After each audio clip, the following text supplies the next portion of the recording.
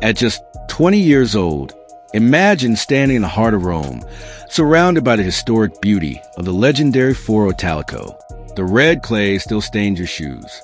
The sun slowly sets over the stadium as the crowd begins to leave, many of them carefully folding up their Philippine flags, holding onto them like treasured memories. Your tournament run is over. You fought with everything you had. You pushed the world number 2 to the brink in a thrilling 3-set battle. Yes, you lost, but this wasn't just a defeat. This was a statement, a message to the entire tennis world that Alex Eala belongs on the biggest stage. And then, just when it feels like the story of the week has finally ended, a phone call changes everything. That's exactly where Alex Eala finds herself right now. And trust me, if you think her incredible run at the Italian Open was already the biggest headline, the real story is only beginning. But to understand why this moment matters so much, we need to go back to where the week started, because context changes everything. Alex arrived in Rome ranked number 42 in the world. A strong ranking, no doubt. But on the WTA Tour, being ranked 42nd doesn't guarantee you anything. The luxury treatment reserved for the sport's biggest stars. Every single week, you still have to earn your place. One bad match. One moment where your timing disappears. One point where your body refuses to respond. And suddenly, your tournament is finished before it ever truly begins. That pressure never leaves. And on clay courts, the challenge becomes even tougher. For players who grew up dominating on hard courts, clay can expose every weakness. The surface slows everything down. The bounce jumps higher. Rallies become longer, more physical, more demanding. Your movement has to be perfect. 1 second, sliding on clay feels graceful like a dance. The next, it feels like losing control completely. But this week in Rome, Alex Eala looked completely ready for the moment. Her opening match immediately told the tennis world this tournament would be different. Standing across the net was Wang Xinyu, the number 31 seed. And this wasn't just another draw on paper. There was history here. Earlier this season in Auckland, Alex suffered a painful loss against Wang, one that clearly stayed in her mind long after the match ended. Some defeats fade away. Others stay with you quietly, waiting for another opportunity. For Alex, Rome became that opportunity to get revenge against a seeded player on clay at one of the biggest tournaments outside the Grand Slams. Isn't just a good win. It's the kind of performance that changes how people see you.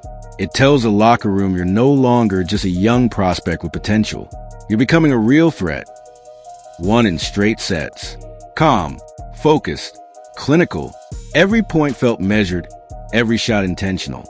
And inside the legendary Foro Italico, the Filipino crowd exploded with emotion. Laban Alex echoed through the stadium walls, the same walls that have witnessed some of the greatest champions in tennis history. And honestly, there was something powerful about it.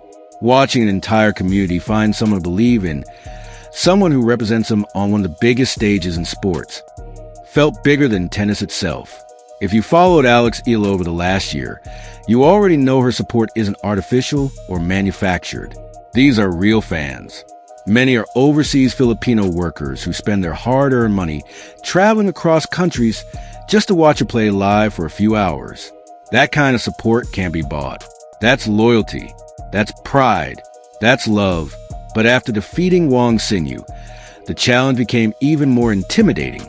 Waiting in the next round was Elena Rybakina, world number 2 and one of the most naturally dangerous hitters in women's tennis. Rybakina doesn't just hit the ball hard. She makes power look effortless. The kind of effortless power that can make even elite top 10 players feel overwhelmed. Facing her on any surface is difficult. Facing her on clay, while still trying to prove yourself as more than just a hard-court talent, feels almost impossible. But this is what keeps making Alex different the more you watch her. She doesn't walk into these moments looking intimidated. She walks in believing she belongs. Doesn't back down. She doesn't disappear when the lights get brighter. The match finished 6-4, 6-3 in favor of Elena Rybakina. On paper, it might look routine, but anyone who watched it knows the score barely tells a real story. 1 hour and 32 minutes against the world number 2 on clay. Alex Eala didn't step onto that court just to participate. She fought for every single game. She extended rallies, absorbed pressure, and forced one of the most dangerous players in the world to earn every point. And when you go back and watch the match carefully, you stop seeing Alex as just a promising underdog. You start seeing someone who genuinely belongs among the elite. Someone capable of making top players uncomfortable. That's why this loss didn't feel like failure. It felt like proof. By the end of the tournament in Rome, Alex had earned 65 valuable ranking points and climbed from number 42 to number 38 in the WTA rankings. The event was over. The team started relaxing, mentally shifting toward the next stop on the calendar. Coaches packed up. Staff members prepared for travel. Everything felt normal again. And then suddenly, the phone rang. The call came directly from Women's Tennis Association headquarters in St. Petersburg, Florida. And the message was so surreal, it almost sounded impossible the first time you heard it. Alex Eala had officially been awarded a wild card into the main draw of the 2026 U.S. Open. Not qualifying rounds. Not a smaller WTA event. Not some low-level tournament people barely notice. The U.S. Open. The final Grand Slam of the tennis season. The tennis season. Flushing Meadows. New York City. One of the loudest, toughest, and most iconic stages in all of sports. And according to reports, the room went completely silent after the announcement. Honestly, that reaction makes perfect sense. Because to truly understand why this matters, you need to understand how valuable a U.S. Open wildcard really is. The Women's Tennis Association doesn't hand these opportunities out casually. A Grand Slam main draw wildcard is one of the most important gifts the sport can offer a player. It means direct entry into the tournament. No exhausting qualifying rounds. No fighting through 3 high-pressure matches just to reach round 1. Instead, Alex Eala arrives in New York fresh, focused, and fully prepared.